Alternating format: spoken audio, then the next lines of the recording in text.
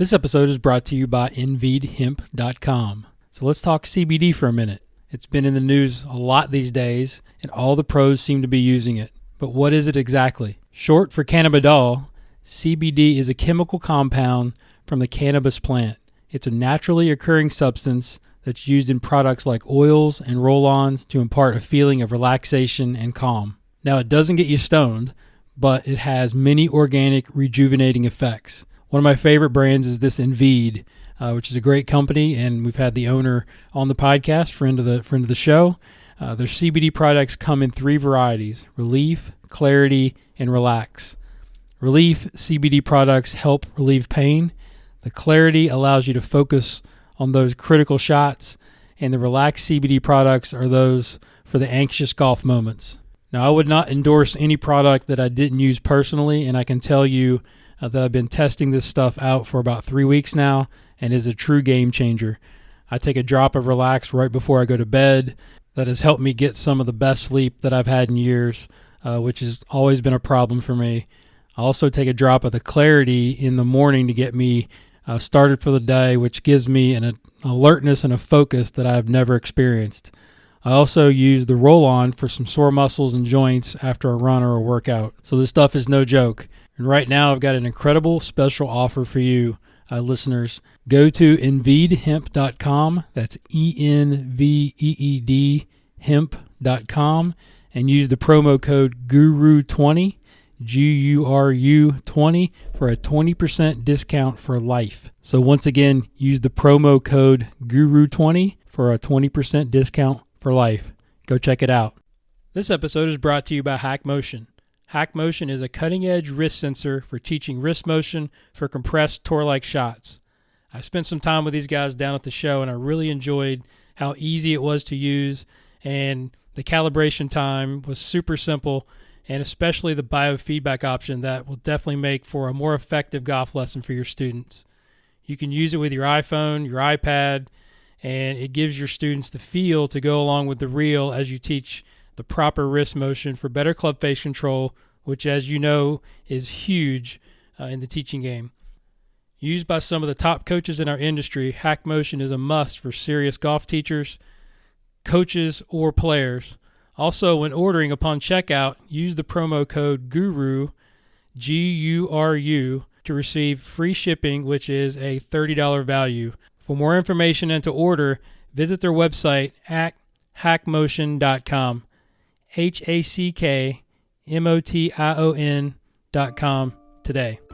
It's not what you know, it's what you can prove. You know how to cut to the core of me, Baxter. You're so wise. You're like a miniature Buddha covered in hair.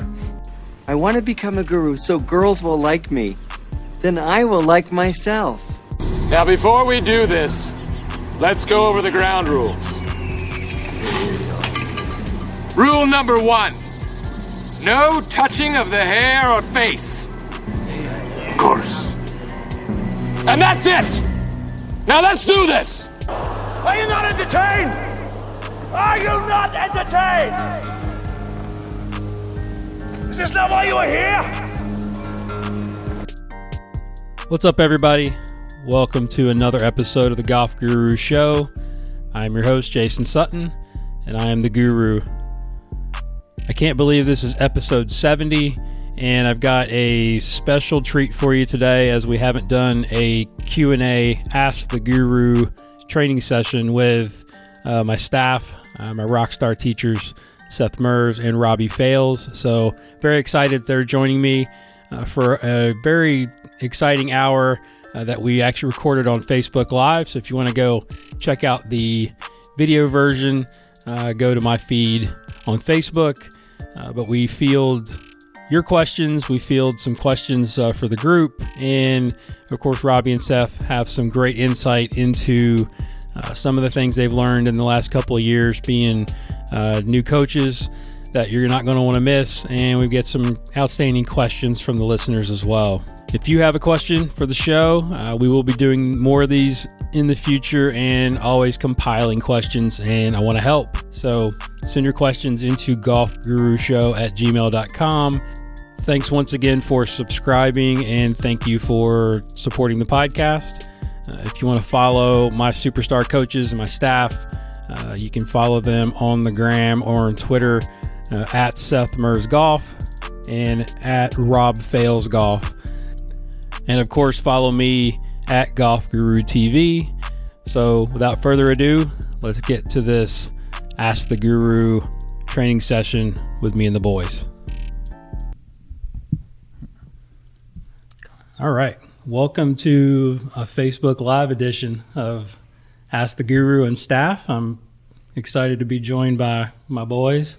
Seth Mers to my right. Say hello. Say hello. Boys. How's everyone? Welcome. And my man Robbie Fales.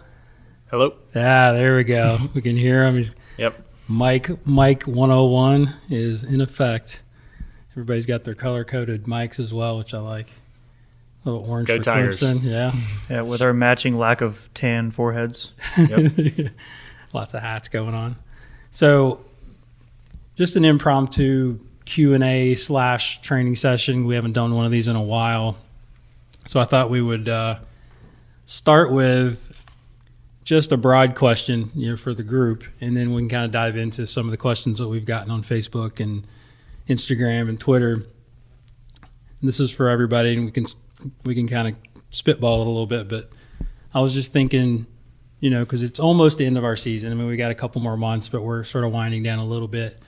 And I know Robbie's finishing up his second year and really first full year of teaching. So we can go in a lot of directions there of kind of what you've learned. But, what's the most valuable thing that you've learned this year, or maybe in the last year and a half?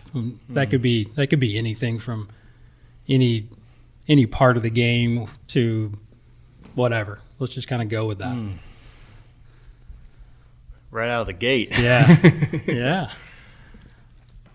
I would say that you really have to coach. I'd say the biggest thing that I've learned is obviously nothing new, but it's the difference between, I think, declarative knowledge and procedural knowledge is you have to coach your student. You have to know who it is in front of you, and you really have to give them the best prescription that you think they need in that moment. And that can be the communication style. It could be, how you interact in the lesson. It could be, the environment that you put them in that moment. And ultimately maybe what you end up telling them. But I think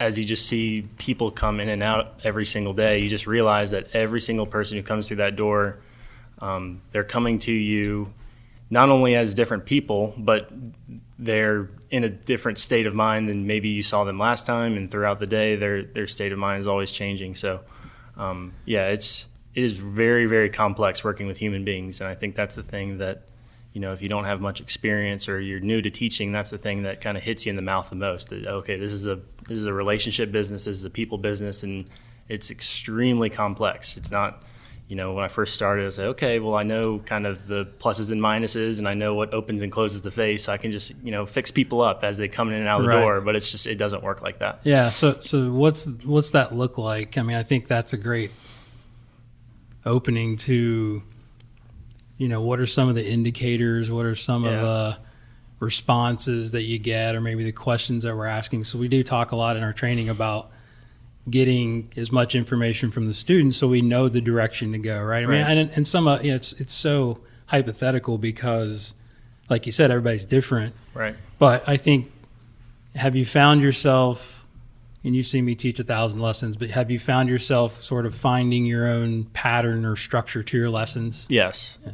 But how that starts. But I think that structures, again, there's so much that I'm probably going to say here that's cliche that we say every day, but it couldn't be possibly more, it couldn't be, more important that the structure, I think, is different with every student. But I think it always starts with why are they coming to see me? Right. I think that's the goal. Right. What's the goal? It always, if it doesn't start with that, then I know that I'm going to struggle. Mm-hmm. I'd say that's always been really, when I first started teaching on my own, that's really been one of the biggest things is okay, identifying a very clear, concise goal for when we work together, and really to define, okay, why are they here, and then what are we going to be working towards?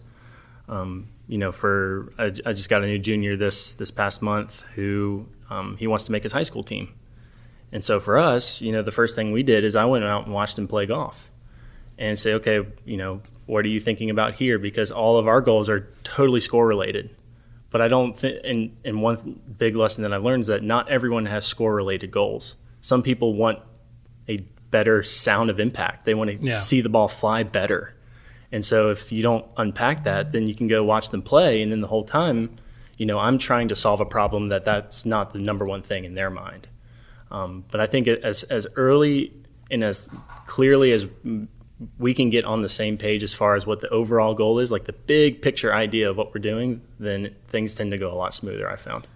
And how often do you bring that goal up during a lesson? Every lesson. Right? Every lesson, because sometimes the people... callback, right? Yeah, right. Absolutely. We're just trying to get the Facebook Live here back on. I'm sorry, apologize to the live viewers there. We lost the connection. iPad went down or something. But yeah, that's good. It's so crazy when you really start to work with, and I think one of the great things this year is with the Unlimited, we're seeing people so often. We really get a better insight into okay, what's going on in these golfers' minds? Like, what are really they going through? And it's amazing how their intentions change so much from session to session. Mm-hmm. It's like that's almost our most important thing, is to just keep them on the same path, keep them on the right track. Because if they're left to their own devices, then they'll go off in some crazy places, I found. Yeah, and that's a good segue, because there's one question that we're going to talk about is how do we get people into that culture of long-term lessons. And I think we'll have because this is the first year we've done unlimited, like multiple packages, which I think has been a huge success. Right. The time that they spend in between lessons, a lot of stuff can happen, Oh, right? yeah. I mean, outside influences, Yep. whether it's the parents or if it's a kid or Social media. Social media. I get somebody that I watched this video the other day, or so you've got to basically listen, intentedly, even though maybe you don't agree with whatever they're trying to do, and then sort of back them back into, all right, well, remember what we're working on. Yep. This is what you're paying me to do.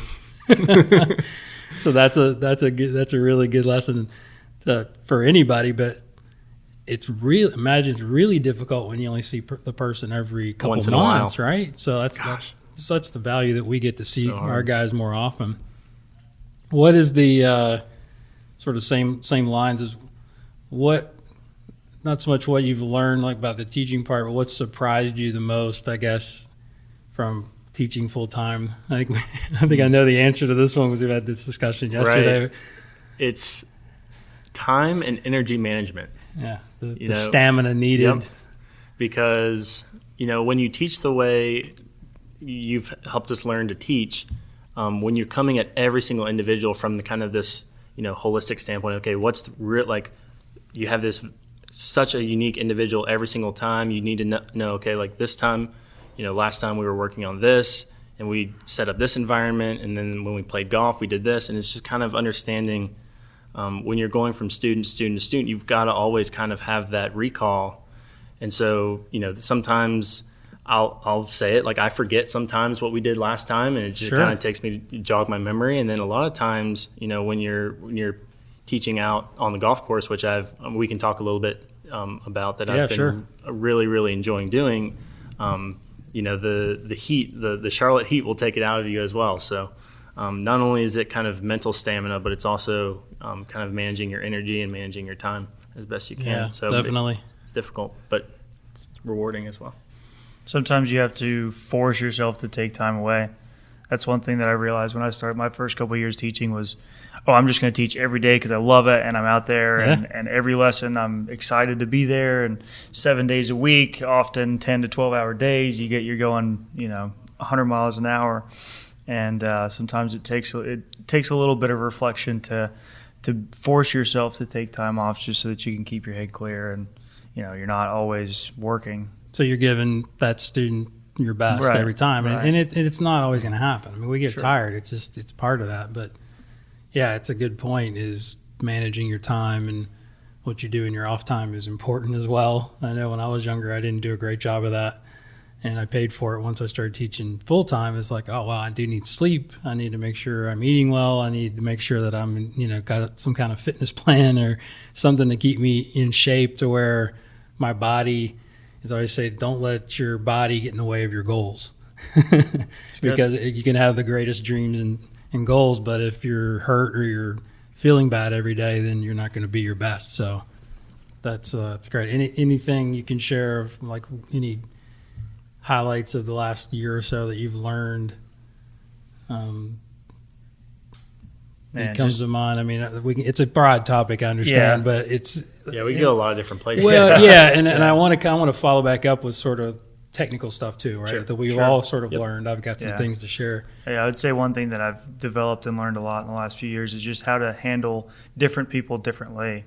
And because like Robbie said, like we got such a unique individual coming in each and every lesson, kind of spending that first 5 to 10 minutes of each lesson figuring that person out, where that person's at in their day, in their life, like what's going to take for them to learn, what it's going to take for them to get past whatever barrier they're fighting right now is super important. And that's one thing I've kind of learned to adapt to. Don't just dive straight into whatever I think they need to know. I want to spend a little bit more time during that interview process of getting to figure out where they're at and figure out the next best step going forward. Yeah, I think that's a skill in itself, because I've found myself, because the students, especially the eager students, are just dying for you to give them that first tip or nugget or whatever, and you're like, okay, hold on a second, let's gather some data, let's ask more questions, let's dig in. Like that guy that hits 3 balls and then turns to you and like, all right, what you think? What do you think about my grip? What's going on? And I'm like, all right, let's just hold the phone, right? So let's hit some more balls. Let's hit a few different clubs. Let's decide on a goal. I mean, that's I think again that goes back to the communication and the patience aspect of what we do, but the language is, I think, so important in that you continually keep a pulse on what's going on in that lesson and how that player's feeling. But at the beginning, it's I've found myself having to hold people back and hold yourself back. It's easy to want to give them what they think they need, and a lot of times they don't need that. Mm-hmm. Okay, hold a second. That's way too. I had it's funny. One of my new annual students this morning. We've had 6 or 8 lessons. Everything's going great, and all of a sudden he shows up and goes, "So where should my weight be?" That was the first question he asked me this morning, and I'm like, "All right, hold on. At what point?" Okay, that was my follow-up question. When? Yeah, like that's a pretty broad question. I said, and it was funny because he goes, "All right, what address?" I go, "All right, well, let me just give you 54 left," and he goes, "Did you just guess at that?" I go, "No." I said, "But we have to dig in a little bit more. That's just an average, okay, and that would be a preference. But you gotta be careful not to go, oh, well, this is where it should be." Right. Now you're probably hurting the student more than you're helping them. Absolutely. Right. So I said, okay, well, we'll get on the body track later on, and we'll talk a little deeper about this. But right now, I'm more worried about your club base. Right. And the other thing that I think is really important to get across to our students, and one thing I was just overhearing your lesson the other day, Jason, is that we have to instill this mindset of, okay, you can't always just change one thing. It'll make things, like changing one will invariably change other pieces to the puzzle as well. Like, right. You have to know kind of, all right, based off of, where you're at now, like what can we add? What can we take away? It's just like, how's my grip? Like, is this right? It's like, no, okay, if you move your hand this way, and this is going to tend to do this, and it's just so much more of a I don't even have the word to describe it. It's a moving target, right? It's just that's a good way to put it. Than what people think. It's just you have to kind of get them to say, okay, well, if you change this one thing, what else are you going to have to change? And then that kind of gets their wheels spinning. Like, oh, so. But yeah, that's a really difficult thing to get across to as well. Definitely. Any more to add there? No, I think you nailed it. Nailed that like a split hole. Yeah. So, I mean, as far as for me, I'm not sure that, again, it's more, I'd say, fine-tuning stuff, right? So it's like I was reflecting this morning on some of the things that we could talk about today and thinking back to like what comes up very commonly in a lesson nowadays. And obviously I teach more better players probably than you guys do right now, but the pivot has definitely changed, with the stuff that we learned from Scott Calx when we talk about structure, and then the stuff we learned from Gankus. That's really changed the way I teach pivot in the last, I would say, 6 to 8 months even. I think when I've really had some great success with better players. And we've discussed this a little bit, but I'm just thinking back at, one of the questions I always ask on my podcast is like, what did you used to teach that maybe you don't teach as much now, and how's that changed? That's a big one for me. I used to teach people, we're just saying like, typically better players, scenario, guys underneath swinging maybe a little bit too much to the right. We're trying to either soften up the hook to a draw, or we're trying to go more towards a fade pattern. I used to tell people to really start to rotate early, but I don't think I clearly understood sort of what the ankles, knees, and the lower body was doing in the process. I was just focusing on the upper body.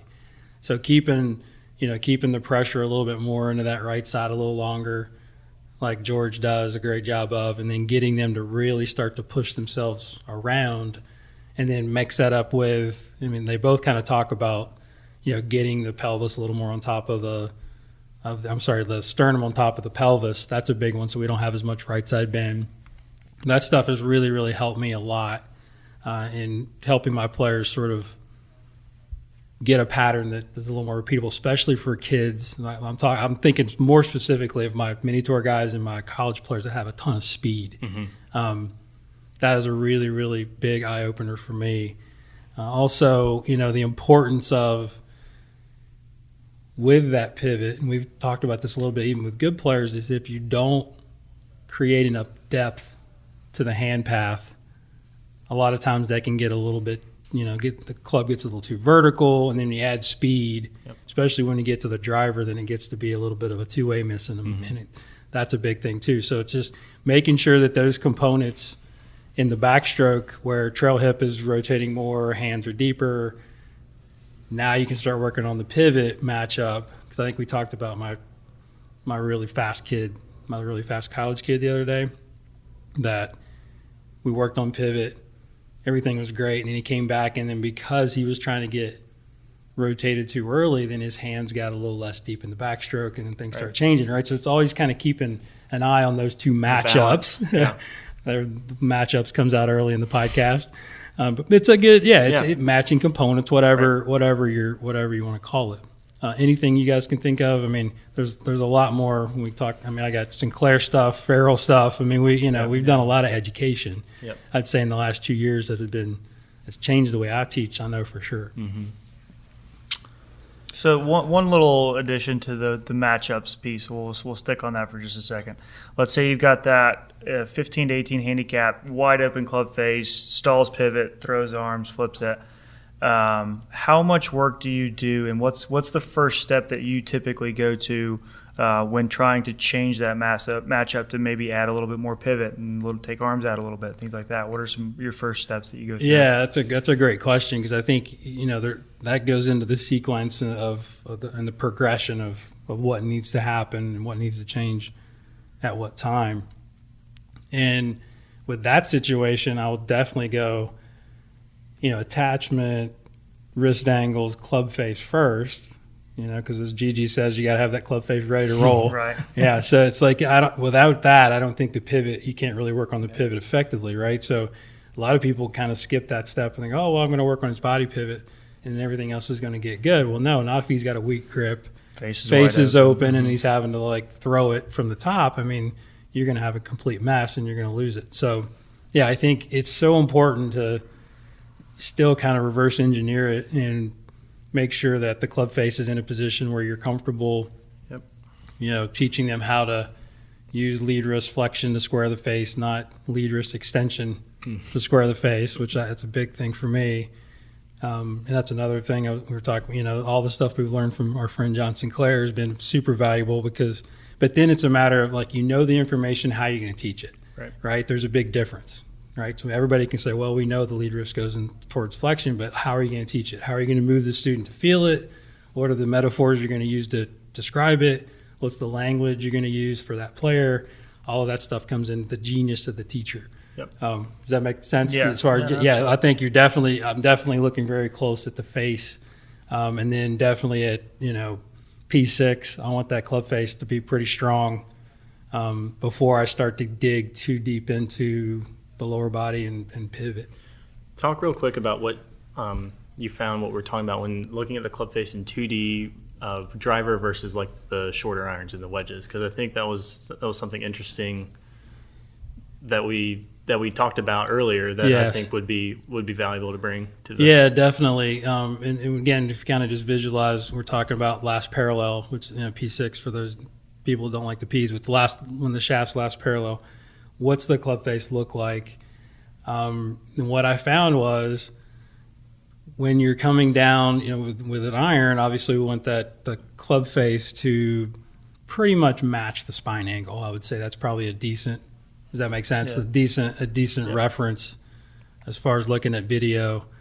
But with the driver, a lot of times that can be difficult to manage.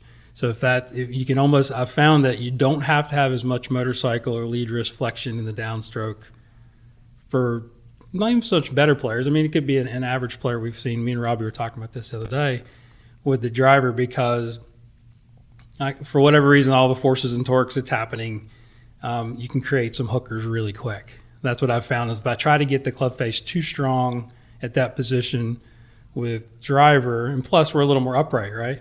So you're standing a little more upright with the driver, the club face is going to be a little bit more toe up in that position. Is that what you're talking about? Right. Yeah, that's because of the swing plane. It's going to look less kind of toe down. Yeah, exactly. So I think that's a great point.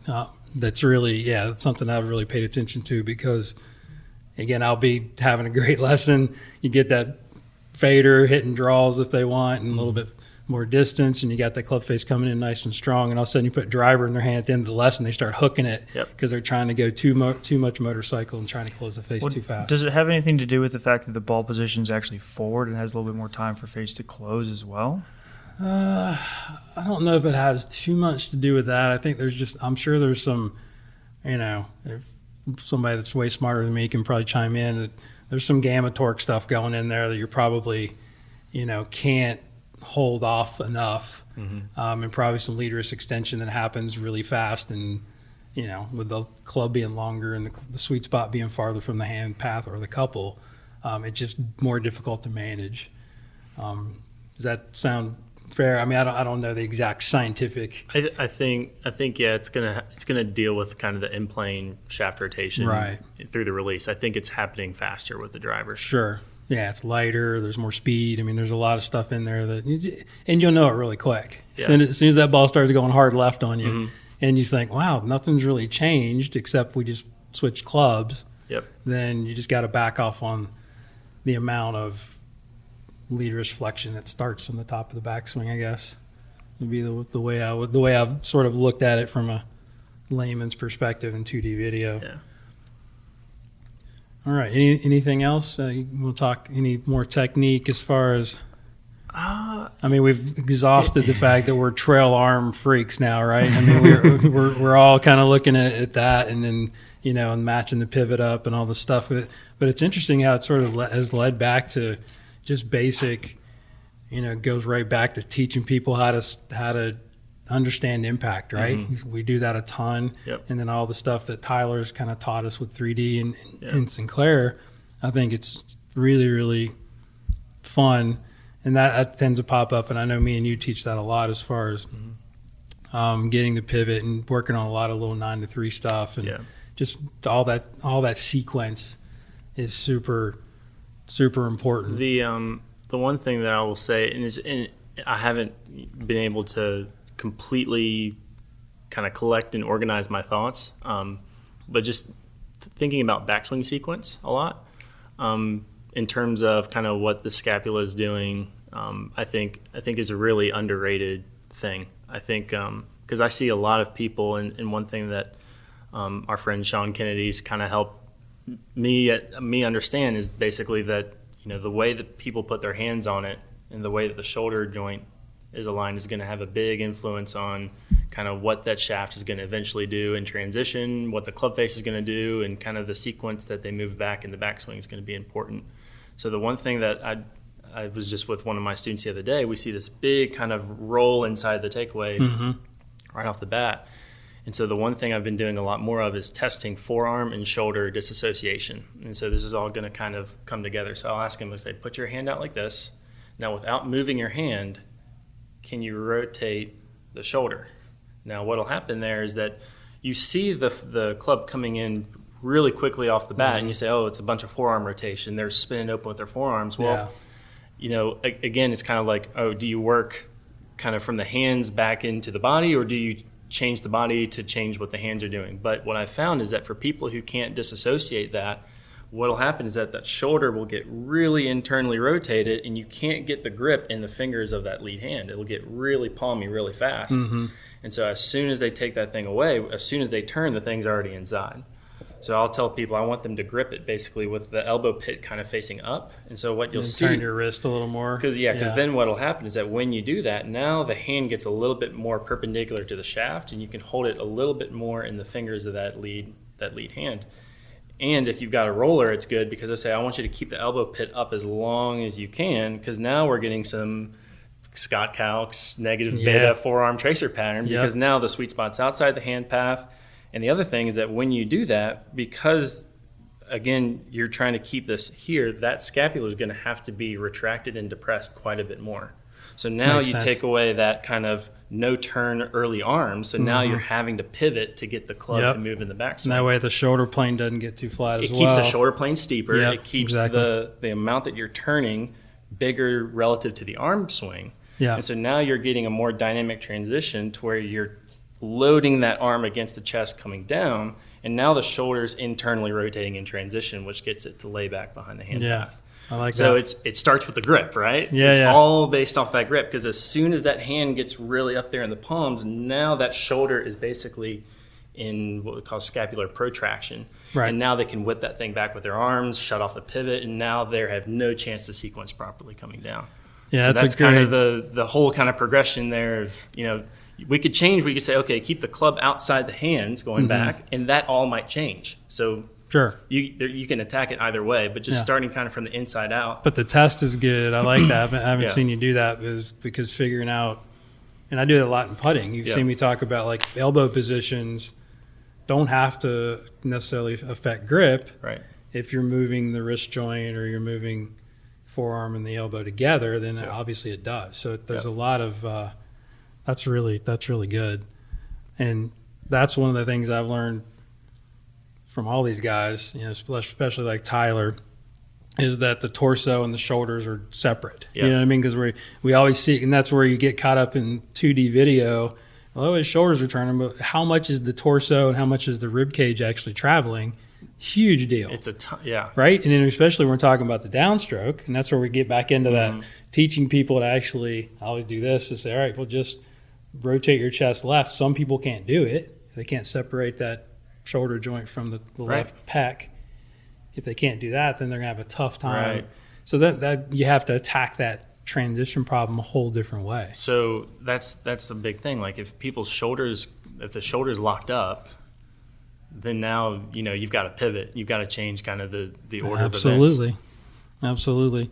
So I don't know, you guys probably saw when the golf machine book comes out, it's not always like looking through the golf machine, but we kind of go back to the Scott Calx drill. I teed it right up for you. It was great, wasn't it? Nice little segue. The Scott Calx drill, and I think I posted it on my Instagram the other day, is when you have somebody that's less mobile. I've got a guy it was actually my guy this morning that I was teaching. I mean, he's had rods and fusions in his spine, and I mean, the guy moves pretty darn good for all this stuff. It's a laundry list of stuff. He's not going to have a very dynamic left pivot, left rotation, all this stuff. So in order for me to give him a forward shaft lean, I've got to teach him how to basically use that forearm rotation, flex the lead wrist. So we work a ton on that, and I gave him the book drill, which is a great workaround, I think, to get more low point forward, get the shaft leaning a little bit, you know, and getting them striking it good without having the proper sequence, because there's no chance he's going to get sequence. Yep. It's never, his chest is never going to be ahead Right. of his arms. It's just not going to happen. I think it's valuable too when you can do a little demonstration, show people how, if you keep basically the club head from passing and you really supinate that lead forearm, you can see where the finish is. The club is way toe down, but you hit it like dead straight. You're like, how did that happen? Right. Yeah. Right? You would think it, you could hook it, but Because we know it's actually not rotating as fast, It's right? a It's one slower rate of of the closure. slower rate of closures that we've learned. And, when they flip it, that's a really fast rate of closure. Very, very fast. Yeah, Yep. so that's massive. So that's cool. So let's take a quick break in the action to hear from one of our sponsors, InVeedHemp.com. As golfers, the game creates wear and tear on your body and mind. InVeed CBD products can organically rejuvenate you. They come in 3 varieties: Relief, Clarity, and Relax. Relief CBD products help relieve pain. Clarity allows you to focus on those critical shots. And Relax CBD products are for those anxious golf moments. Right now, I've got an incredible special for you. Go to InVeedHemp.com and use the promo code GURU20 for a 20% discount for life. I've got a couple of questions. Yeah, so you want to let's do that, and then we've got some listener questions that we can cover as well. But So teaching a lot more on the course, you get some of these, shot dependent things that people ask you, and you until you haven't really thought about it, you don't really have an answer. So fairway bunkers, when do you teach someone to pick it clean, or when do you teach someone to land the club? I don't think I'm ever teaching them to pick it clean. I think I'm always trying to teach them to hit the ball first and land the club, in the right spot. People overcomplicate things, and I always just explain to them, and this is a little off tangent, but as far as how I would teach fairway bunker, I just kind of think of it logically. All right, we've got an unstable surface. Yep. We're digging in, so the lower body is going to be maybe a little less. We're going to use the ground a little bit less, even though we're still trying to make a golf swing. So I always tell them take one more club. I always tell them to grip down a little bit. Again, just logically, if I'm going to wiggle in a half inch or an inch, I'm going to shorten the club a little bit. Just try to make everything sort of equal. And the one tip that I always give them, again, is one, they have to have the concept of, all right, we're just trying to hit it just for like we were hitting it off the fairway. We're not trying to do anything super special. Is I always try to get them to look at the front of the ball, which kind of gives their focal gaze in a different place. And move them a little more in front, because half the time they're scooping it or hitting behind it anyways, right? So you kind of take that out of play, but everything else is pretty much the same. Because eventually, we're trying to do the same thing. We're trying to get that entry point as close to the ball as we possibly can. 100%. You can do that by either, as we know, kind of raising the low point or moving the same depth of low point more forward. So I was just curious to get your thoughts on that. Yeah. The other one that I get a lot, because with all the we teach a lot of the concepts that James Ridyard has taught us from around the greens, but modifications for high rough around the greens. Is it a bunker shot for the most part? Or are we, just curious to get your thoughts on, what I'd say it's similar, like the bird nest shot, right? It's pretty buried. Yeah, I'd say it's very similar to a bunker type approach, because you've got to get, that change the angle of attack to make it steeper. I'll open the face a little bit to get Is that a little bit more left lean at address, maybe, or a little bit. But I think the most important thing is just understanding how the club works through the ground, because obviously if you came in super shallow, which we really enjoy on a normal pitch shot, then there's going to be just way too much grass in between the club and the ball. So you've got to sort of figure out, how do we get the less obstruction in between the club and the ball. So it's a little steep. And I wouldn't say, I think there's a difference, and this kind of goes to bunkers too, is there's a difference between changing your angle of attack and changing your swing direction. People, especially our average, we're talking club players here that already cut across it anyways. And people are saying, well, you need to cut across a bunker shot. Well, no, now you're going to make it worse, right? So I want it still coming in on a reasonable shape or plane or whatever you want to call it. I just want to add maybe a little more radial, add a little more down, but still keep the club coming in at about the same Yeah. direction. Does that make sense? Makes sense. Yeah. Yep. So I think but again, it's explaining that and digging into the minds of, the average player. The last on-course thing I get, and, a lot of times when I get this question, it's like, it's probably now become like my least favorite question.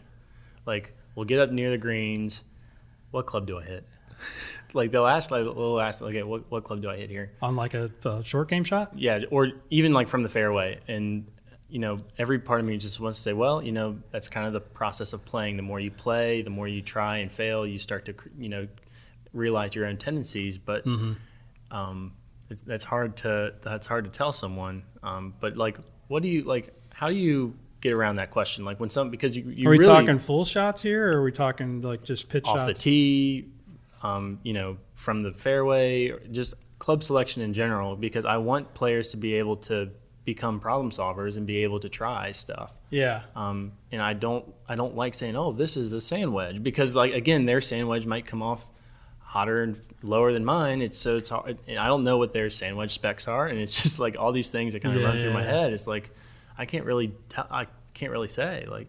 Well, as far as like full shots, I mean, I think depending on how much you know the player, right, like you can coach them through it. But I usually put it back on them, like, all right, well, how far does this club go? Yeah. Or how far does that club?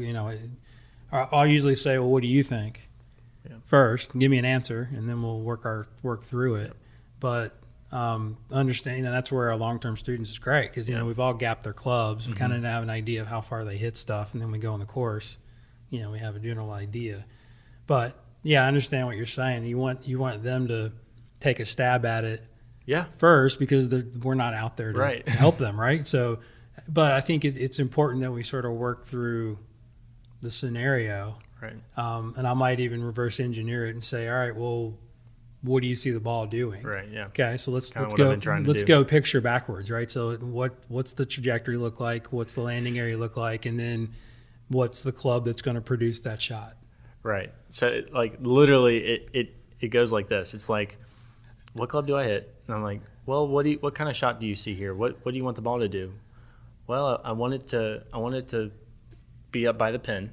I want it to be close to the pin. I want to tap in. And I'm like, okay, well, how are you going to do that? And like, well, I got to hit it up a little bit. Like, okay, so it's got to be a little higher trajectory. Is it okay? So 9-iron. Like, well, all the clubs have different lofts, and so like, it's beautiful. It's just like, yeah, that's again, like your first question is like, what have you learned in your first year of teaching? It's like that kind of stuff. It's you like, can't assume, you cannot assume anything that they know anything. Right. What's the number on the bottom of the club mean? Right. Yep. I mean, I literally the other day had someone, we were at like 200 out, and they said 9-iron, right? Because the 9 goes further than, I'm like, the lower the number, the lower the loft, the lower the shot, the longer the shot. All the L's go together. Yeah, so I don't get as many of those now, to, but I know what you mean. Yeah, I know. Yeah. Oh my gosh. I mean, you've been there. So yeah, for sure. Yeah, it's like that's a difficult one.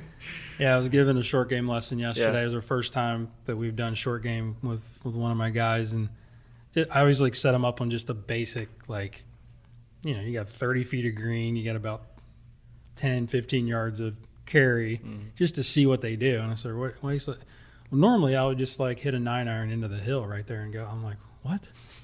All right, talk me through that. And then they would hit the normal shot, and it actually would go really high. And now well, they're adding loft, so their 9-iron's about a sand wedge by the time they hit it, right? So, but it's just that their workaround is always interesting to how they sort of manage whatever Absolutely. that situation is. Last one. Yep. And actually, I didn't have this written down, but what you just said reminded me. I had a student who asked me to teach them like a bump and run chip shot. So I was like, okay, like teach me how to chip, and like I literally was thinking back, like, okay, well, we have the low option from Short Game Secrets, or no, I'm sorry, Wedge Matrix. We have the low option where you get it back in the stance, you get closer to the ball, handle up. You got to keep the leader selection the whole time. But then when I'm looking at this player's skill set, I'm like, I'm not so sure if I'm comfortable with seeing them play the ball back in their stance, because I know their tendency of, okay, they're already a shut-face player. The divot gets a little deep at times. Like, if anything, I never want for them. I see them have the most success with a middle to forward ball position, And so I literally said, okay, you're gonna hit the same pitch shot that we've already hit, but do it with a pitching wedge or do it with a 9-iron. And it went fine, but then it just got me thinking. I'm like, I don't know how to teach a chip shot. Like, what do you do? Like, how do you just teach chip? Like, here we are. Like, What's the situation though? Like, are you it's by like the edge of the green? A ton of green to work with. Yeah. Maybe have to carry it. If you're gonna, again, this is another thing we can talk about. But the old paradigm of you got to use all the green you have. But let's say that the player wants to only land it, 5 feet or 2 paces in front of them. They want to see it run the whole length of the green. Like, all right, what's the technique for that? Like, what do we teach there? Yeah, I tend to go, well, I tell them they have 2 options. And I'm not afraid to back it up a little bit, but I think getting the heel off the ground a little bit is helpful because that way they're taking a little bit of that fat shot out of it. But I'll even sometimes give them a putting grip and have them do just what you described. Handle up a little bit, ball back, lead wrist flexed. Okay. Right? That way they're not – I don't want them to get too steep. Right. Right? So they're already sharp, right? Absolutely. They're already sharp. So you've got to sort of manage that angle of attack a little bit, but then treat it a bit more like a putting stroke. Okay. We'll give them that option. And then the other one is just regular grip and move it back a little bit. But you may not have to, and then the third option is just go less loft, right, where you don't have to move it back as much. Maybe you play it center-ish, and obviously we got a very narrow stance, so it doesn't really matter a ton. Go to like an 8-iron. Yeah. I just find myself not teaching that as much, though. Especially after with James's influence and talking about, wow, it makes complete sense that they can't read greens anyway. They can't read it anyway, right? Why not just act like it was never Why are we there? getting it on the ground Right. and taking our chances? Let's fly it. Maybe, we're not playing lob shots with that situation, but we're going to maybe play a standard pitch that goes halfway. Right. Where we're taking a lot of the first half of the variable out. And now you're dealing with a smash factor that you don't ever practice with. The ball's coming off at a speed that you have no idea what's going to – it's grooves are different. Everything else is I'm more likely to even give them like a hybrid. Yeah, and just do a have hybrid putt. putt. Yeah, hybrid putts I think is a good one because, again, they can't screw it up, and especially for the mid to high handicappers. It's I got a story. rocket it over the green maybe, but yeah, like I've been for some of our ladies, I teach them, like, if they have to lay up, like on a par 4, like if they can't carry it, like I'm basically teaching them a shot where they take like the biggest club face they have in their bag, or sometimes a driver, and like just putt the driver down there, like just literally, like just putt it. And we had a couple where we didn't get on the club face doing that, but it's okay. It's all right. We're good now. We got it solved. Completely missed the face. Yeah, putting stroke with the driver. Okay, but yeah. So while we're on the wedge topic, what percentage of players would you say that you use? You encourage them to use more clubs and use a similar strategy, or use one golf club and learn how to use it differently? Oof, that's a tough question. I would say that I'm moving towards less clubs than I used to. I mean, I used to teach the old basic, pitching wedge, 9-iron, 8-iron, 7-iron. Here's the routine, change club. I mean, I'm kind of down to, 56, 60, and then maybe your low shots might be a pitching wedge or a gap wedge at the most, right? So, I mean, again, I'm playing the ball. I'm having my players play the ball in the air more often than I probably ever have. Yep. It just makes it simplifies it a little bit. Well, and one thing that Yeah. we've kind of started to develop as a team is, we're going towards that higher toss shot. And one thing that I've really liked about that is if you can teach a higher handicap player to hit that higher toss shot more often, when they get into a trouble situation on the golf course and they have to hit that higher pitch shot, they're not as surprised or terrified to hit that shot. They have a little bit more confidence in knowing that all I got to do is ground the club on or before the golf ball, and ball's going to go up in the air where I need it to, as opposed to, okay, I'm used to hitting 8-iron. I'm really good at hitting 8-iron, but when I've got to hit it over a bunker, now I'm terrified. I have no idea what to do because I haven't done it in a while. Sure. So I think giving them the confidence that they can hit a simple pitch move that gets the ball up in the air makes it a lot easier for them to go out and play. Yeah, I just think I find myself just teaching basically for our average golfers 2 shots. Our baseline wedge shot, and then option 2, which is just open in the face, same and baseline, a little left. 200-foot putt. Yep. Yeah. Right, And even that stock option's not necessarily a low option. I mean, it's still a mid toss. It's kind of mid, yeah. And I teach them, depending on the level of player, I'll teach them how to vary their trajectories a little bit, as we go kind of through the spectrum of, shallow, no loft, that type of thing. Where I think all of us are kind of doing that, depending on the player. It kind of leads me into the first question. Was our friend Brandon Roby at Brandon Roby Golf called me this morning on my way to work, which we often have a chat, and he had a question about wedges, and his question was, and we've talked about this before, but it's good to bring back up, is he was working with a tour player or high level player, and I think me and James had talked about Kelvin, my guy that I work with. What's the typical launch angle you like to see for like a 30 to 50 yard shot? And I still think it's sort of, I still love that magic 30 launch angle, but it sort of led us down the road of like, all right, technique wise, things have to be present, I think, for you to sort of manage that. And it goes back to angle of attack, right? I think angle of attack is a big thing that, James has really helped, and that him and Molinari work on all the time, is sort of varying that. But I don't like to see it get more than like 7, in the angle of attack, with those little pitch shots or the 30 to 50 yarders. And he was mentioning, Brandon said his player tends to basically slide too much in his downstroke, which is kind of interesting. You don't see that too much with good players, but what's that going to cause? It's going to cause them the right side bend and tip back a little bit. And then he was basically tossing the club out a little bit and swinging across it, which a lot of good players think they need to do. If they can manage that, then that's awesome. You got like an Abraham Nantzer, guys that are super skilled, right? And skill trumps technique. But if it becomes a problem, he said this player doesn't have a stock wedge shot, which is shocking to me. This guy's really, really, really good. He's played in like majors, and he's a tour guy. So one of the things that's interesting. Yeah, right. I mean, you wouldn't think that would be the case, but it happens. I'm sure he plays around his weakness a little bit. Maybe he doesn't lay it up to that yardage very often or whatever. So my advice to him was, one of the things that's helped me a lot is to not let the lead risk get too radial in the backstroke, because I think that's difficult to manage, and James talks about that a lot. Richard's getting a lot of shout-outs today, but well-deserved. So underloading that lead wrist, and keeping it on her, and then adding some forearm rotation to get the face open, rather than trying to go radial and open it up, I think has helped my players a ton, especially with good players.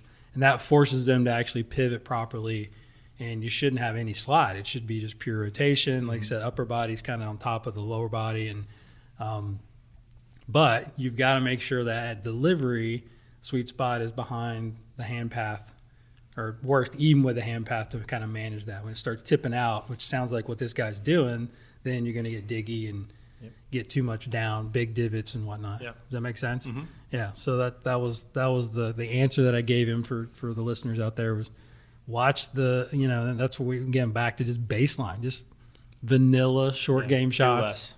Do less. Vanilla short game techniques work really, really well for good players. One piece that I like to use as well, and it keeps it as simple as possible, and stuff that we've talked about before, is like we're always trying to get, not always, but oftentimes we're trying to get players into a little bit of a stronger connection to get the club face a little bit shut sooner. Mm-hmm. But on the short game, that's not always very effective, right? That shuts the face. You may have to change your grip. Yeah, exactly. Getting players into a slightly weaker grip can actually get the club face more open, a little less radial, things like that. Mm-hmm. To keep the club face in a lot better place without having to change too much. Yeah. Yeah, I think that's a great point. And that's why I like. Sorry, I'm screaming here. That's why I like to use the short game as a little bit more of an extension of putting than of a shorter full swing. Mm-hmm. Right? I mean, you've got a different putting grip, different connection, different setup, things like that, to keep it a little bit more simple. So I'll share on that point. I'll share one drill progression that's helped a couple of my slicers. When I say, okay, the best players know how to slow the ball down around the greens. They know how to speed the ball up a full swing, fast ball and slow ball. Dampeners. Yep. So We'll start off playing a game, and this is like I found this to be pretty good across the board. If you put like a land area constraint, something maybe like 20 feet out, like just put a stick or something. Say, okay, I'm going to hit 2 chips. All right, the first one I'm going to land. They're both going to land in the same place. All right, so I'm going to hit one, and it lands short of the stick, and it again very soft, and it might roll slightly past.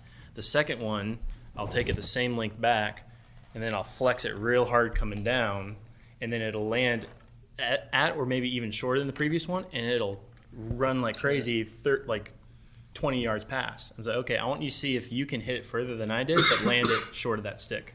So if they go big cuppy, like sometimes they'll carry it over it because they won't be able to hit it short enough.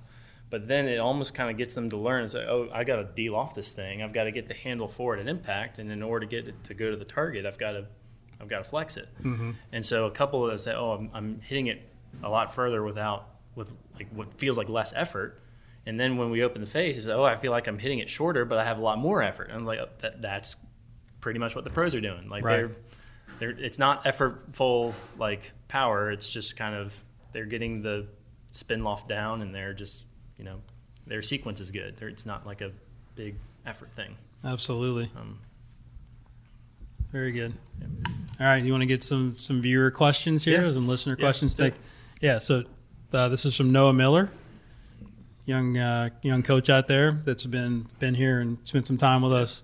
This is for Seth. This is the junior golf guy. How do you deal with parents who want their kid to play golf so bad, but the kid doesn't even like golf at all? That happens way too often, and that's why we at Carmel, and Robbie and I on a weekly basis go through and try and make golf as fun as possible as soon as possible. Like for instance, just in our snag class, like I'll have parents come up to me and be like, all right, well, so what'd you work on with them today? I'm like, man, we worked on having fun. It's like these kids don't want to be here half the time. Yeah. Like you want to make it to where their first instinct is not to feel like golf is a boring sport, because too often it can become that way. It's like our job is to make it fun, and that's the whole purpose of the sport itself. That's why we all got into it and why we're still into it today. And for that older kid, especially 13 to 18, whatever it is, that just doesn't want to be there. Grandparents made him do it. Parents made him do it. It's like find out what makes it click for them, and then relate that back to whatever interests they have. So that's what asking the questions about other sports or hobbies or like the computer games. I feel like you as a teacher sometimes you get bombarded by the coach or by the parent. I mean, immediately thinking, okay, what are you going to work on with him? He needs to do this. He needs to do that. And I think a lot of them are a little bit taken back, at least if they come to watch the lesson, of how little we're actually talking about golf. Mm-hmm. Because goes back to our point earlier. I want to know what's going on in their daily life. I want to know what's going on with them personally, and kind of figure out during that interview process exactly how much interest they actually have in being there and wanting to get better in golf, because that's kind of the first step. You got to figure out how motivated they are, because if you're not very motivated, you're not going to handle a whole lot of change or ability to improve. And so, it's all about making it fun and interesting for them. So how do you deal with that parent? Like, have you had to have a conversation within your parents to say, hey, I'm seeing some disinterest, maybe you need to back off? I mean, how do you attack that? It's definitely difficult. Like you got those parents that they don't want to hear that. Yeah, they want you to be like, he's really into it. But if he's not, then maybe it's an issue coming from home. Yeah, and they need to maybe back off. Right? And sometimes it's being as blunt. I've had that conversation before where it's just like, well, look, we're making it fun. I think he's enjoying it, but I just don't think that golf's really what he's interested in. I asked him about a bunch of his interests, and that was the least of his worries, and that was number 15 on his things that he likes to do. So I mean, it's golf's not for everybody, and you kind of have to accept that. We're not the most popular sport, especially amongst young individuals. Our goal is to strive to do that every day. It's one of my goals, is to make sure every person that comes through my doors is at least enjoying the lesson, and I think that's a huge part of that. And that's, I was having this conversation with somebody the other day, and one thing that I'm very proud of is I always try and make sure that, that person leaves not necessarily always better, but enjoys it and wants to come back. Yeah, there you go. That's always a Right. huge selling point because they might not have gotten any better, but if they enjoyed the lesson itself, like I'll have parents come to me after I gave what I thought was a terrible lesson because they didn't get any better. They didn't hit the shots that I wanted them to hit, but the parents say, "Man, he came back super excited, loved it." Like, Yeah. that's what I want. I listen to your lessons all the time when I'm on the other side of the bay, and you're so good at that. I mean, that's why you're with the kids and just making it interesting, and you're so engaging. I mean, you need to have a class on that. I mean, junior golf coaches out there that want to come watch a guy that actually makes it really fun and gets a lot out of it. Come watch Seth teach because it's. I want to run through a wall after like some of your lessons. Man, I'm so fired up because the kids are excited. They're high fiving. Yeah, that's what makes it fun. Yeah. So that's one of the questions I actually had for you. You know, because we've been, you know, with Op 36 since the beginning. Mm-hmm. I mean, how do you feel like that's going? Do you see obviously it's working. Talk a little bit about that, and then do you have any like success stories that you can share about kids that are just have gotten better? Yeah, well, and that's we'll start with a success story, and then we'll talk about Op 36. One of my students who I'm very proud of is now number 2 on her high school team as a freshman and crushing it. Loves it, is so entertained by even teaching herself, you know, loves diving into the technique and is extremely fascinated now.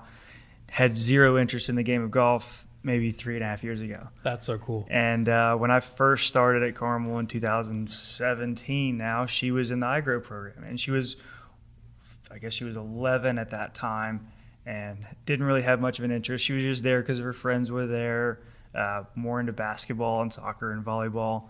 And through that program, she found an interest, you know, because we made it fun, because we made it interesting, because we surrounded her with her peers. And since then, she's, you know, enrolled into coaching programs, and we've kind of kept that high energy level the whole time and really enjoyed being around each other so much that now she wants to be a mentor and a teacher to other kids that she's on her team. Yeah. And I think it's my best success story. Shout out Kate. Yeah. If you're listening. KD. But she's absolutely crushing it. It's a lot of fun to watch. That's cool. As for the Op 36 program, I mean, obviously it's huge, and it's only getting better and better every semester. And it's interesting for someone who's now run it for 3 years and watched it for more than that is, you know, they put together a curriculum for you. They basically almost structure it for you, and it's awesome. Makes it super easy on us. But it's one thing too, is you still have to upgrade every semester. You have to find something different, some different way to structure it, some different way to, you know, add pieces in. And you still put your personal touch on it, right? Yeah, Some of yeah, the well, games and absolutely. drills Yeah, and it's stuff. not like it's not like you're just reading from the book of exactly what you need to do, but the curriculum is there, and the curriculum is very good. It's one of the difficult things, and something that we're coming across after we've been doing this for years and years, is we have continuous students who have been back through the program, and we have to make sure that we keep advancing and keep improving it, even if that means changing the structure. Something that I was actually talking to Robbie about briefly yesterday is, you know, we've got a 12-week program, and they come to us once a week. We've got 8 classes a week, and then they come for 6 of the Operation 36 matches throughout that 12-week period. And you know, you just see a lot of kids that aren't really improving a whole lot. And our goal is obviously to make that better. And we were talking about the other day to try and make it to where they actually come twice a week, have bigger classes. We've never been able to do twice a week just because we have so many kids. Sure. It's literally, there's just not enough time in the day for every person to come twice. Yeah. But we were thinking about making it to where we condense the classes, have 2 a week, add more kids, add more instructors, to where maybe they come twice a week and they have a little bit more repetitions in there. I was going to say that would almost be like a practice session, right? Yeah, almost more like a supervised practice session. And then the sessions would be longer, correct? Yeah, and the sessions would be longer as well, with more students and stuff like that. Just because, you know, you get those kids that aren't as interested into it, especially at a younger age, and they got soccer on Tuesdays and basketball on Wednesdays and football on Thursdays, it's hard for them to come out more than just that 1 hour per week where, we're doing some reps and we're hitting plenty of balls and stuff like that. But, I mean, how much is 1 hour a week going to actually do for younger kids? And so that's something we've got to kind of experiment with and try and get better at is let's get them in there more often. And we promote, we try and get them to come out each week to practice. We give them rewards for that. But just trying to give them as much as your time as possible, I think, is super important. How many times do we crouch at a student because they didn't come back and practice anything and we haven't seen them in 2 weeks? Doesn't really do a whole lot. We got to go back to step one and pretty much work on what we did last lesson. So I think it's important just to get as many touches as you can with that student and get them out there as much as possible, just because those reps are super important. The information is obviously very important, but if they're not putting it to action, it's not doing a whole lot of good. That's awesome. Yeah, and that kind of leads me. That's a nice segue into our next question from Peter Weisel, another friend of ours, has been here to hang out and watch us coach. How did you change your private lesson culture from lesson packages to coaching programs? And that's a great question. It started really, when was the first year I did Biggest Loser? Because I think it was 2014. Yeah, 13. It's been 4 or 5 years ago. I felt like that we just needed to start changing the paradigm of the one-off lessons, and I was sort of charged from the club to create more group opportunities. And I thought, well, how can we sort of slip it in their food a little bit and create some more groups, but also see students more often, and we'll kind of go through the lineage of what we're doing now. But so I started the Biggest Loser program, which was really a game changer, very, very successful. And the competition piece, I think, was huge. But it was just, a lot of marketing, right? So, just a lot of videos and a lot of emails and talking to people. And just basically the best advice I could give you is talk to your best customers, talk to your best students and members of your club, and sort of run things by them. I always take my top 5 people and I say, well, what do you think about this? This is what I'm thinking about next year. And I'll kind of get the barometer of what they tell me. And that's what we did this year when we did the Unlimited. But that sort of ran its course. We had great 3 or 4 years of success, and then I sort of ran off a little tangents off of that piece we started doing levels, like level 1, level 2, level 3. So they all included a little bit of private instruction, but then also group supervised practices, which I think can be very valuable. It's difficult to do it here because of space sometimes, and our new short game area has helped a lot because you can do some clinics. And before that was built, it was tough we didn't have anywhere to put 10 or 12 people, and because we're so busy. But then that kind of led us into how can we reinvent the wheel and do something more? And now we're doing 3-6 month unlimited packages with the yearly package that we've always had, and that's been a good big success this year as well.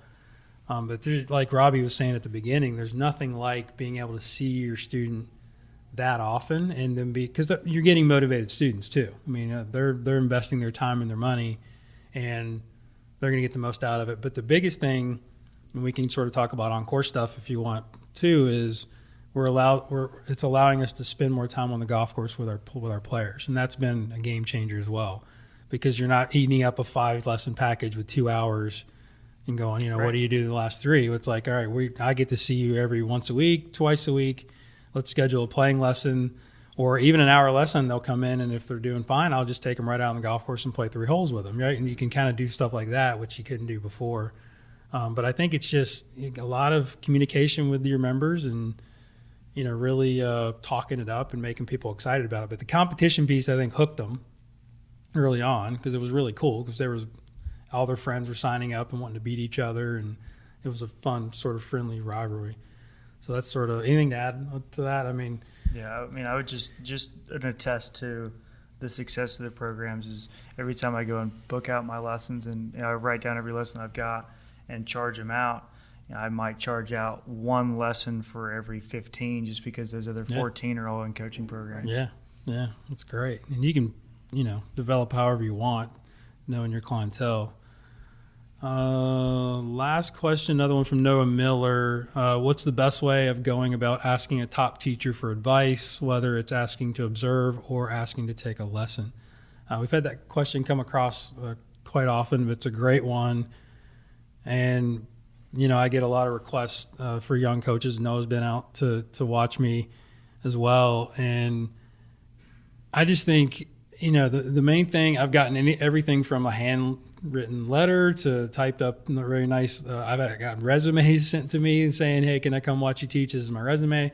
I mean, that's awesome. You don't have to go to that extreme. I'm good nowadays with a DM saying, hey, I admire your work. Would love to come watch you teach. What's your schedule like? I think being, flattery goes a long way. It's like, hey man, I really enjoy, your videos, or I really, like your stuff. Just ask, right? Don't be afraid, and then keep trying to ask. I know a lot of people probably say, well, I haven't maybe returned your email, or I miss an email here and there, but just be persistent. Yep. And it'll happen. Robbie can tell you, he's been the shadow, and Seth have been the shadow a lot of top coaches. And that's how our relationship started with both of these guys, as they came and watched me teach. Yeah, and that's right. So any advice to the young coaches? Yeah, especially if you want to come watch Guru, just bring a bottle of wine with you. A bottle of wine does not hurt your chances of getting under the gate. Yeah, and that's always the thing is, like for instance, like shout out to Mark Blackburn, happy birthday today. Yeah, happy birthday, Mark.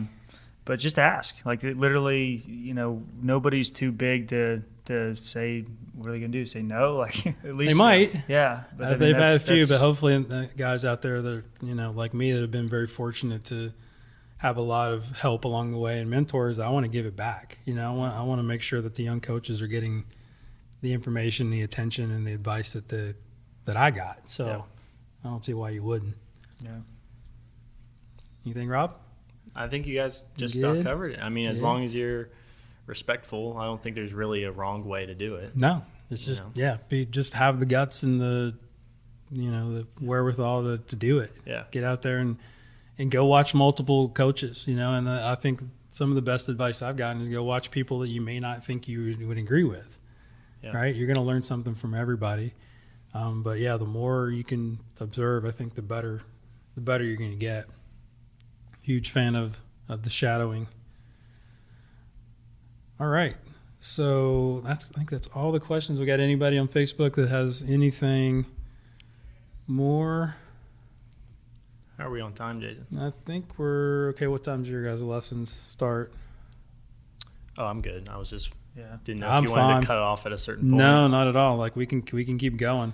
I know. So, Robbie, talk a little bit about, because you've had the opportunity now to get with Ian and those guys at Game Like Training, hopefully everybody out there is checking out your videos. I thought you did a fantastic job with. Thank you. With your analysis of like Matthew Wolf, and those are really cool.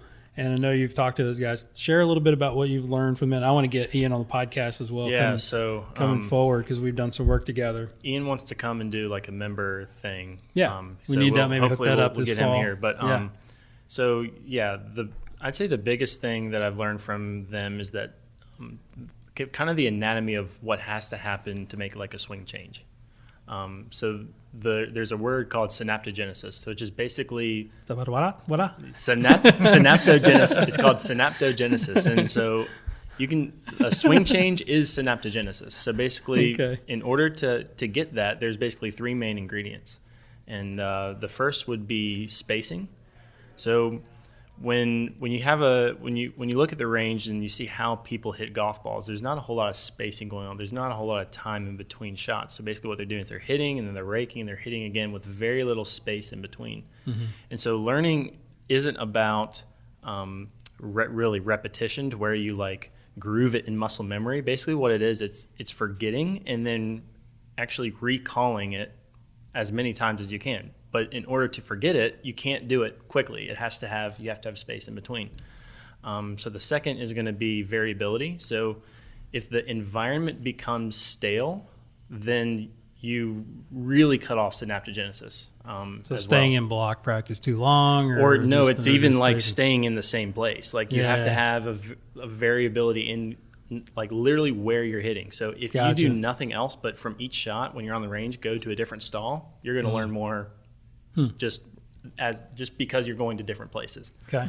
The third is going to be challenge point. So spacing, variability, and challenge. So if the challenge point drops below a certain level, then again, you're not going to get hardly any synaptogenesis. So basically my rule of thumb has become, and this is going to kind of all lead into why I found teaching on the course to be so valuable, is because basically the environment of like the range, if they've come to you with like a ball flight problem, like they can't make contact, then the challenge point is already high enough because they can't hit the ball, right?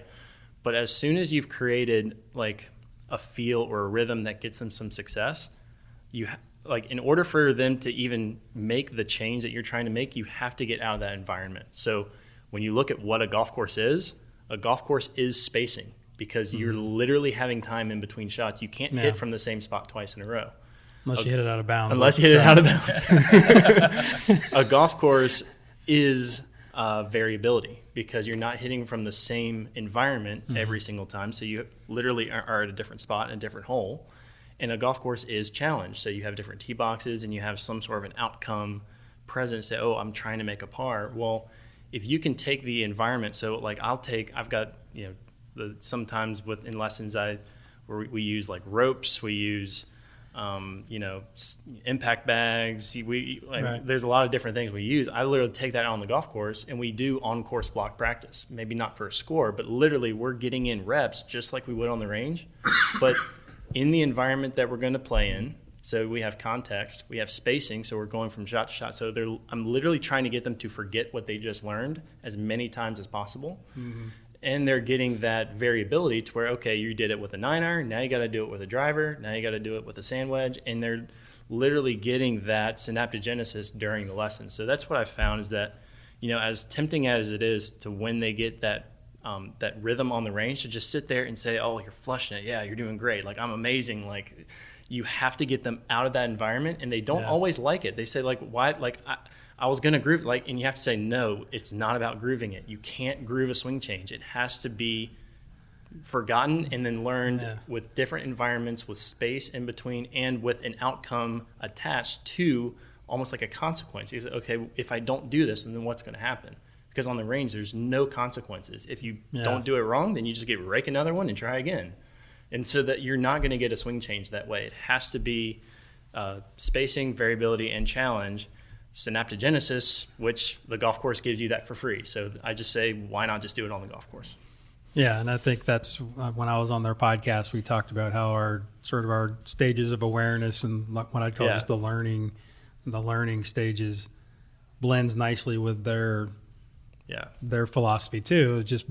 And I think everybody's different, right? I mean, you got to stay in, those skill development phases longer with some and then shorter with others. But that goes back to just the genius of the coach and making a decision. Who is it in front of you? What do they need in that moment? When do you take them on the course? When do you not? I mean, but that's been the cool thing about the Unlimited is I've been able to do that a lot more. It's like, I love that because, and how many times do we get that question like, well, I'm hitting it great here, but I still can't take it to the course. Well, let's figure it out, right? How are you practicing? Yeah, let's take it to the course. Let's change something in that process. But that's why I always, like, I specified, like, if we're able to create that rhythm, which when you go transcendental, cortical, oh gosh, I'm going to forget one. Receptors, yeah. Once we really creating the rhythm is going through those three. Yeah. Right. And so when you need that fourth of the complex, then that's got to go golf course. Yeah, exactly. Yeah. That's where you test them. Like I use the combine a lot to where it's not completely golf course, but it still gets them into that heightened awareness of like, all right, I've got an outcome attached. Yeah. Right. Attached to the shot, which is different. Huge. Yep. Absolutely. It's, again, as much as you can implement even one of those three elements. You don't have to have all three at a time, but if you can include some spacing, take some time in between shots, some variability. Here's a different club, some sort of outcome. Okay, combine, you got to get a certain score. As much as you can sprinkle in one of those three elements or all three, then you're going to be helping your players make a swing change. Absolutely. Awesome. Cool. Anything to add there, Seth Areno? That was awesome. Yeah, I think that's a great way to close. Guys, thanks so much for taking the time. Thanks for having us.